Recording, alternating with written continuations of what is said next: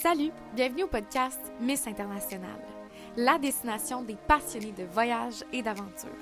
Ici, on démocratise la mobilité à l'étranger afin de t'accompagner dans ton futur projet. Plonge donc dans l'univers des globetrotters aux parcours variés qui pourront t'inspirer pour tes futures expériences. Bon décollage et surtout, bonne écoute! Bonjour tout le monde et bienvenue à un autre podcast aujourd'hui de Miss International. Je suis accompagnée de Philippe. Philippe qui est propriétaire de la distillerie Mariana et ancien de la faculté ici des sciences de l'administration. Bonjour Philippe. Salut MP, comment ça va? Ça va merveilleusement bien. Good. Contente de t'avoir à l'épisode aujourd'hui parce que on a eu la chance de discuter à plusieurs reprises ensemble. Puis je trouvais ton parcours tellement rafraîchissant et ça fait quand même quasi 10 ans que tu as gradué d'ici et tu as eu la chance de vivre plusieurs expériences à l'international pour par la suite revenir un petit peu mieux ici au Québec avec beaucoup de bagages, comme on peut dire. Peux-tu nous en parler plus de, personnellement, tu as fait quoi? Absolument. Puis je suis très heureux d'être ici. Je me replonge dans mes souvenirs là, en rentrant au Palasis. Là, j'ai surtout en passant par la cafétéria qui est le prolo le soir. J'ai plein de flashbacks de mon passage à l'Université Laval. Puis je pense que c'est les plus belles années de la vingtaine. Puis c'est pour ça que je suis heureux de partager et de m'impliquer un petit peu, partager un petit peu mon savoir puis mon track record avec les étudiants. Fait que moi, j'ai étudié en administration ici 2012 à 2014. J'ai fait le programme des missions commerciales de l'Université Laval à ma première année d'études ici au bac. Ensuite, à la deuxième année, je suis parti étudier un an en échange à Singapour. Incroyable. Puis ensuite, en revenant, mais là, j'ai fait une session, mais ensuite, j'ai quitté pour aller sur le marché du travail pour ma job de rêve, qui était directeur des ventes internationales chez Citadel, qui est une grande entreprise là, depuis 1925, fait que bientôt centenaire, là, centaines de millions de chiffres d'affaires. Fait que c'est une grosse société exportatrice dans 30 pays. Puis moi, je m'occupais des ventes internationales chez Citadel dès l'âge de 24 ans. fait que ça a vraiment été un parcours extraordinaire dans l'international. Puis j'aimerais motiver des jeunes à suivre ce chemin-là. Tellement, ça a été formateur justement de réaliser les missions commerciales. Tu m'as dit plutôt, tu es allé en Chine. Pour les missions, exactement. Pour les missions commerciales. Puis justement, comment ça le fait en sorte le fait que tu réalises ta mission commerciale en Chine, d'après ça, peut-être teinter un peu ton choix de session à l'étranger? Oui, ben écoute, comment ça a fonctionné? C'est ça, je venais de rentrer à l'université, première session, puis j'avais le désir de partir faire un échange étudiant. Ma première copine venait de Monaco, puis mon premier voyage à l'international, c'était à l'âge de 18 ans à Monaco. Puis là, j'arrive à l'aéroport de Nice, puis je vois des palmiers pour la première fois de ma vie. J'avais jamais voyagé avec mes parents, tu sais. Wow. Puis là, j'ai comme pogné une piqûre d'adrénaline du voyage, là, tu sais. Donc l'année suivante, j'entre à l'université, je me disais, moi, je veux partir, tu sais, étudier à l'étranger. Puis ma belle famille m'avait fortement encouragé à découvrir ce monde-là, tu sais. Fait que là, Globe FSA faisait une présentation sur la session à l'étranger ici. Fait je rentre ici, je prends l'ascenseur, puis j'arrive au deuxième étage pour aller à cette présentation-là. Puis quand les portes s'ouvrent, je m'apprête à tourner, puis au babillard, il y a une affiche avec le drapeau de la Chine. Puis je me dis, mon Dieu, c'est quoi? Tu sais, j'avais déjà le mot d'international dans ma tête. Puis je vois les missions commerciales de l'Université Laval, date limite de soumission de CV aujourd'hui, 16 heures. Tu sais. Fait que là, finalement, je me dis, le Globe FSA, c'est récurrent. Je peux les appeler plus tard, aller chercher l'information, mais ça, c'est right now, puis ça m'intéresse. Fait que là, je tourne à gauche, finalement. Puis je m'en vais à la présentation des missions commerciales. Puis j'applique pour être agent en Chine. Puis j'ai été pris comme à la première session. Puis ça, c'est quand même assez rare. Souvent, c'est des étudiants deuxième, troisième année. Fait que j'ai fait ma mission commerciale en Chine dans le textile. Puis je suis tombé en amour avec l'Asie. Puis comme j'étudiais en finance, Asie plus finance égale Hong Kong et Singapour. Ouais. Puis Singapour, c'est juste beaucoup plus tropical puis beaucoup plus exotique que Hong Kong. Fait que j'ai appliqué à Singapour puis je suis parti un an là-bas. Puis tu expliquais à un autre moment que je t'ai entendu parler justement de ta session. Oui. Comment ça t'a changé et formé justement de partir un an ailleurs? étant donné que j'avais fait ma mission commerciale, j'avais une petite expérience dans le développement des affaires et tout. Fait que quand je suis parti à Singapour, comme je suis d'origine gaspésienne, j'ai appelé des usines de transformation de fruits de mer, puis je leur ai dit, écoutez, je vais être pendant 1 an sur le territoire à Singapour comme étudiant en administration, puis j'aimerais ça peut-être travailler pendant ce temps-là, puis je pense qu'il y a des belles opportunités pour les fruits de mer en Asie. Singapour, c'est une plaque tournante, c'est le 2e port maritime le plus important en Asie. Impressionnant. Fait que j'ai dit, tu sais, étant 1 an sur place, je pourrais peut-être travailler. Fait que là, ils m'ont donné un petit mandat de développement des affaires. Puis c'est comme ça que j'ai mis le pied dans le monde de l'agroalimentaire à l'international durant mon échange. Ouais. Puis sur place, durant mon échange, il y avait un trade show B2B, business to business, qui est le Food and Hotel Asia. C'est un salon, une foire commerciale de l'agroalimentaire en Asie. Puis il y avait l'entreprise québécoise Citadel, qui est le leader mondial du sirop d'érable, puis important dans la canneberge, qui avait un kiosque pour trouver des distributeurs. Puis quand je suis allé les voir, je me suis présenté, tout ça. Puis au final, à mon retour au Québec, là, ils m'ont engagé comme directeur des ventes pour l'Asie. Pour Citadel. Fait que c'est un petit peu l'histoire, puis c'est une histoire fantastique. Ben oui, parce que tu es resté là plusieurs années. Oui, je suis resté là 6 ans, jusqu'en 2019. Ça a été très formateur. 5 ans, oui, jusqu'en 2019, jusqu'à ce que je quitte pour faire l'acquisition de ma propre entreprise qui est Distillerie Mariana. En plus, c'est des beaux produits québécois. Oui, ben ouais, je viens de lancer un whisky à l'érable qui s'appelle Grand Voyageur. Qui a le sirop d'érable Citadel à l'intérieur. Parce que le whisky canadien, c'est le spiritueux canadien le plus exporté à travers le monde, et le sirop d'érable aussi. Donc le whisky à l'érable, c'est un produit qui se veut être un grand voyageur. Ma marque de commerce s'appelle Grand Voyageur. On voit des canotiers avec des outardes, parce que les oiseaux migrateurs font le grand voyage 2 fois l'an. Fait que c'est un petit peu le mindset canadien. Puis là, on l'exporte en France, en Suisse. J'ai reçu un PO ce matin pour un container en Chine. Donc c'est ça. Là, avec mon entreprise, maintenant, je retombe dans mes vieilles bottines de développement des affaires à l'international. On est rendu là dans notre croissance. Mais comment tu fais? Je suis curieuse pour... c'est super. Félicitations pour ce nouveau produit-là, qui est un beau produit du terroir québécois-canadien, mais plus québécois. On est très fiers de notre sirop d'érable. Comment tu fais pour utiliser justement les connaissances que tu as acquises à l'international dans ton quotidien maintenant ici au Québec, même 10 ans plus tard?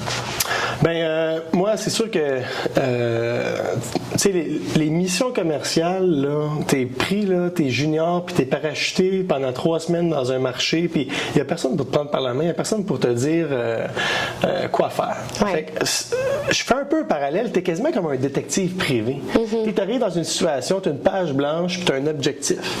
Puis là, tu commences à rencontrer des gens. Puis là, t'as une pièce de puzzle, pièce d'un autre puzzle, puis tranquillement, il y a un dessin qui apparaît, puis c'est ta compréhension du canal de distribution, du business dans ton industrie, puis ça, je trouve ça fantastique, ce genre de travail de détective privé là, c'est vraiment ce que c'est.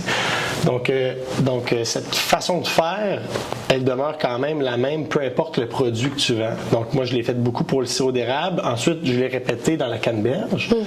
C'est juste que ton interlocuteur est pas le même, ou dans l'alcool, ton interlocuteur est pas le même, mais c'est de dire, bon, mais dans un marché, c'est de comprendre le canal de distribution du produit, de la matière, puis de comprendre, est-ce que c'est un marché qui est fragmenté ou c'est un marché qui est en oligopole, puis il y a différentes règles du pouce là, que j'ai appris à deviner à travers les années. Fait que c'est un petit peu ça. Qu'est-ce que tu veux dire par règle du pouce?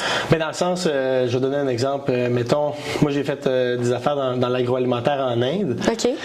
En Inde, tu as un canal qui est le retail organisé, tu as un canal qui est le retail désorganisé. Fait que des chaînes comme ici, on a IGA, Metro, Sobeys. Bon, c'est un channel qui est organisé, puis des importateurs agroalimentaires qui vendent dans le canal organisé, il y en a peut-être 13 en Inde. OK. Mais 90% 80% des ventes agroalimentaires, c'est dans le désorganisé, on appelle ça des mom and pop shops. Puis là, après ça, c'est le Far West. T'sais. Fait que là, tu te dis, ben moi, pour le style de produit que j'ai, est-ce que c'est ce canal-ci ou c'est celui-là? Puis si c'est celui-ci, ben voici les interlocuteurs à qui je dois parler. Puis le Bureau du Québec, l'ambassade canadienne ont des attachés commerciaux spécifiques par industrie qui peuvent t'aider à identifier ces joueurs-là. Mais au Japon, c'est différent. Au Japon, je pourrais parler de comment disséquer le channel de distribution, puis comment c'est ventilé et précis et respectueux. Un importateur qui est dans un channel X, il n'ira jamais chercher à sortir de sa traque. Oui. Tandis qu'en Chine, ben là, c'est le bordel, c'est le foutoir. Il n'y a aucune règle. N'importe qui peut vendre n'importe quoi sur des groupes WeChat. Donc, chaque marché a sa propre structure, sa propre façon de fonctionner en termes de distribution. Puis en tant que directeur des ventes, ben, c'est à toi de comprendre ça, puis de maîtriser ça, puis de protéger l'intégrité de tes partenaires sur les marchés. Ça, c'est ce que j'ai appris dans le monde agroalimentaire. Oui. Principalement, est-ce que tu pourrais dire, OK, tu as appris beaucoup dans le monde agroalimentaire parce que tu as travaillé chez Citadel. Oui. Puis justement, ça l'a dû énormément aider quand tu as acquéri Distillerie Mariana. Absolument. Oh oui. Puis, tu sais, moi, chez Citadel, aussi, quand je suis rentré, on avait une façon de faire. On faisait un salon, on dit un trade show. On faisait un trade show, mettons, en Chine, Sial China. T'sais. Donc, durant 3 jours, 4 jours, on avait un kiosque, on fait plein de contacts, on retourne à la maison, on fait nos suivis à distance. Puis moi, ce que j'ai amené chez Citadel, c'est une façon différente de faire, c'est de faire un salon, puis de rester 2 mois après le salon sur le territoire pour faire tous tes suivis sur place. Parce que moi, j'avais 24-25 ans, j'avais la disponibilité de le faire. Oui. Donc, c'est un petit peu ce qui a fait mon succès chez Citadel, c'est la mobilité, puis être en mesure de rester on the grounds après ton trade show pour faire tes suivis, puis pour vraiment t'approprier le marché, puis faire ta job de détective privé sur place et non à distance. Donc, c'était une mission commerciale, mais extensionnée. C'est ça. Je faisais 8-9 missions commerciales par année. Ouais. Ça devait être assez... t'étais comme un nomade, un peu, en ayant un travail. Un slow-mad. Ouais, un slow-mad? Oui, 6 semaines. Je faisais 6 semaines dans un marché, 6 semaines dans un autre marché. Je revenais au Québec un bout, puis je m'occupais un petit peu Europe, Asie, Moyen-Orient, Océanie aussi. Fait que j'ai vraiment trippé durant ma vingtaine. Ouais. Comment as-tu pu faire pour gagner en expertise aussi pour un si jeune âge, à 24 ans, je veux dire, pour avoir ce poste-là de directeur des ventes? Oui. C'est un gros titre, c'est une pression. Comment tu fais pour avoir ta notoriété? Ben en fait, c'est le faire, un petit peu comme on parlait l'autre jour, puis c'est pourquoi je suis ici aujourd'hui au podcast, c'est pour parler concrètement là, aux jeunes, là, qu'il y a des tracks qui existent pour s'internationaliser sans perdre au change. Puis, comme je te disais, l'art de vivre, là, c'est vague. Il n'y a pas une façon d'arriver au succès dans la vie. Puis, les intérêts, c'est propre à chacun. Moi, dans mon cas, comme étudiant, la carrière était quelque chose d'important. Je suis un étudiant en administration avec une visée de carriériste. Puis, j'avais des amis un peu plus bohèmes, plus tripeux, puis qui sont partis aussi 1 an à l'étranger, mais mettons faire du cherry picking, mettons un work and holiday visa en Australie, fait que tu vas travailler dans des champs, tu ramasses un 5-6 000 à ramasser des fruits, tu t'en vas au Cambodge, tu vis sur ton 5-6 000 pendant 1 mois, 2 mois, tu retournes, puis là, tu vis dans des auberges jeunesse, puis tu rencontres un paquet de monde, puis le voyage forme la jeunesse, puis c'est une autre manière de le vivre. C'est génial, c'est génial, puis tu apprends que dans la vie, le travail, c'est important, mais le plaisir aussi. Puis c'est l'art de vivre un peu à la bohème. Moi, à cet âge-là, j'étais plus art de vivre à la carrière, tu sais. Fait que, comment faire pour partir 1 an sans compromettre ta carrière, tu sais? Puis en le faisant via les missions commerciales, en le faisant via un échange étudiant universitaire dans lequel tu te prends un petit mandat privé si tu peux le faire, c'est fantastique parce que non seulement tu t'en vas triper, non seulement tu fais les mêmes, t'acquiers les mêmes compétences, je dirais même de plus. voyage et même plus, mais en plus, tu accélères ta carrière. Tu reviens après un an, ton CV versus le même étudiant, crime, Singapore Management University, consultant dans le monde des homards et crabes, etc., participation à des trade shows.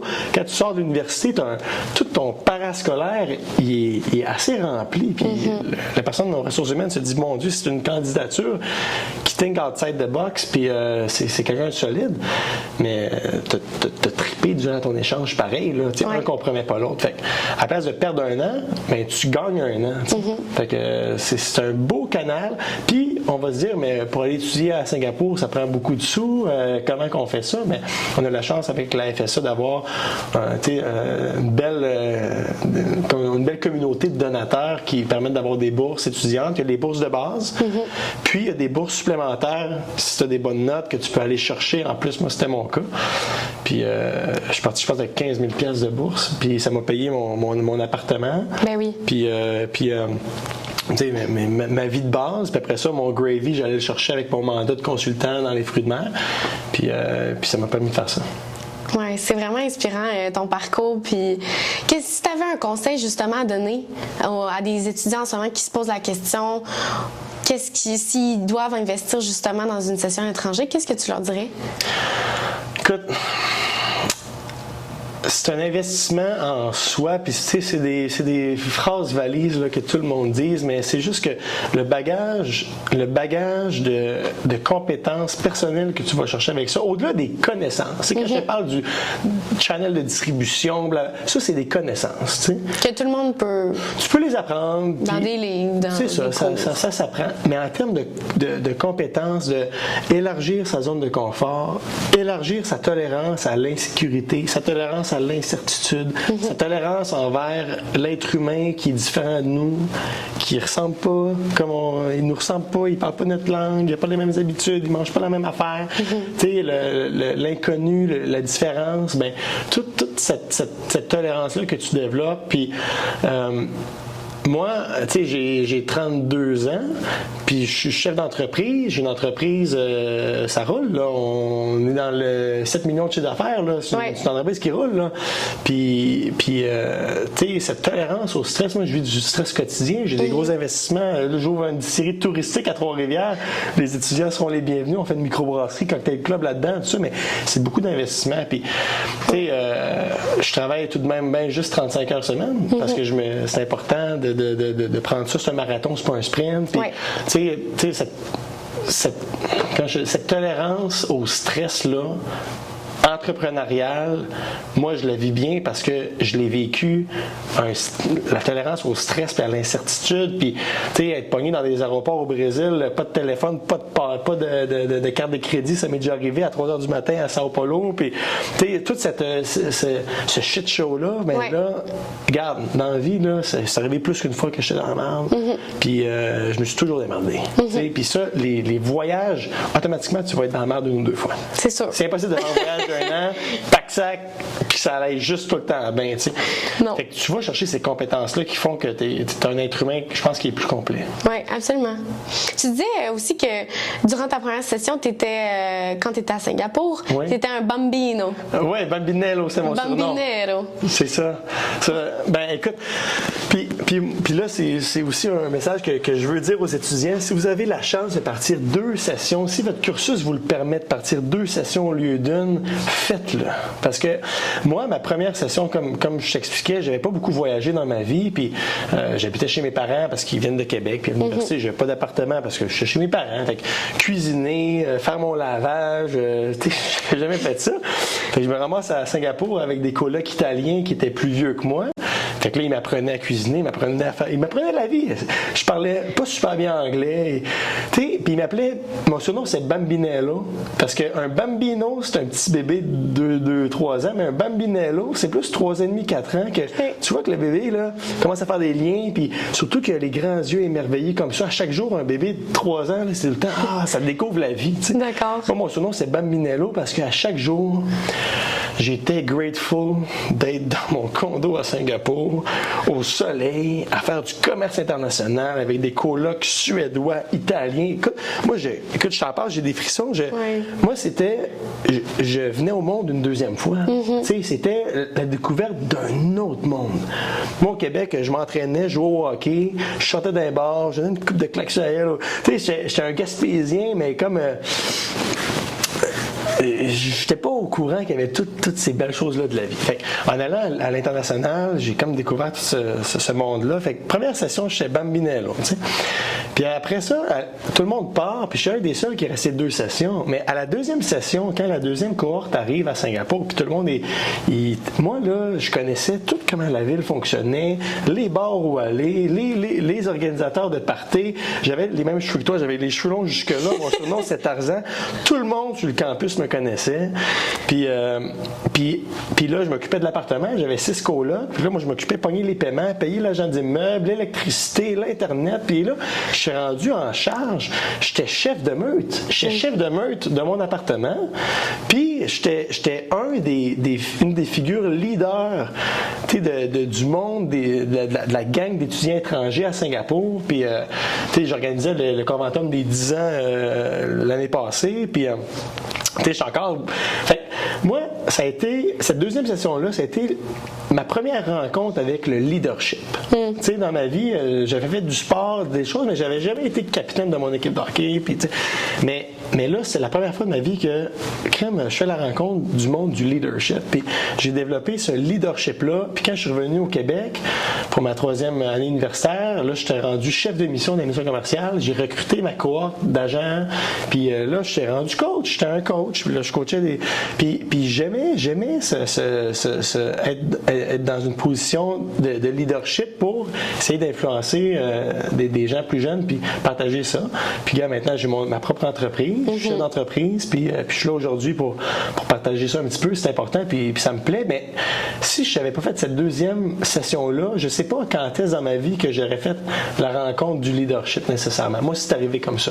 Fait que si je peux dire aux gens, partez 2 sessions, vous allez voir, vous allez peut-être vivre un phénomène comme le mien. T'sais. Je suis amplement d'accord avec toi parce que, sincèrement, moi, quand j'ai fait ma session à Lisbonne, au Portugal, durant mon bac, mon coloc, lui, est en architecture et il faisait 1 an dans son programme. C'était bâti de cette manière. Puis moi aussi, j'aurais aimé ça, dans le fond, à bien y repenser. Quitte à ce que, même si les crédits étaient supplémentaires, ce que je faisais, je pense que de rester un 4 mois de plus dans mon pays, qui était maintenant le Portugal, ça m'aurait encore davantage apporté sur le plan professionnel parce que j'aurais eu le temps de plus faire un réseau de contacts portugais sur le terrain. C'est ça. Puis tu sais, je comprends que quand on est étudiant, là, 3 crédits, 6 crédits, 2 cours, on a une notion du temps un peu comme ça, mais tu vas travailler toute ta vie. Tu vas travailler pendant 40 ans, mon homme. Là. Fait que même si tu commences 6 mois plus tard, là, c'est vraiment pas grave.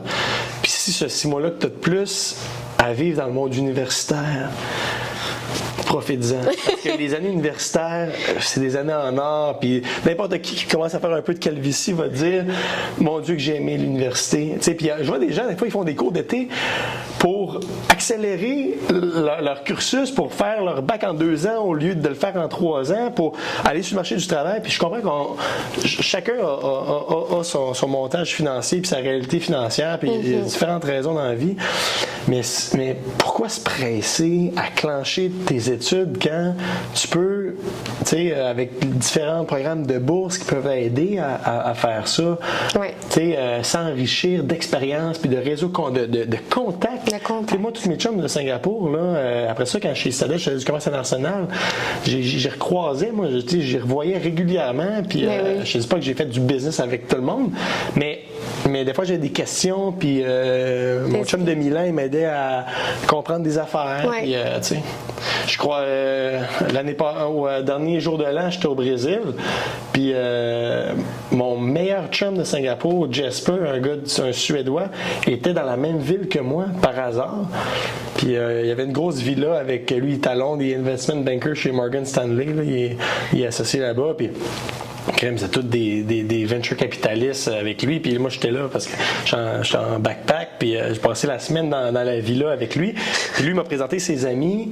Puis là, j'étais allé à Londres. Puis j'ai vu encore ses chums. Puis on partage des philosophies de vie. Non? Lui, il possède rien, il fait juste louer.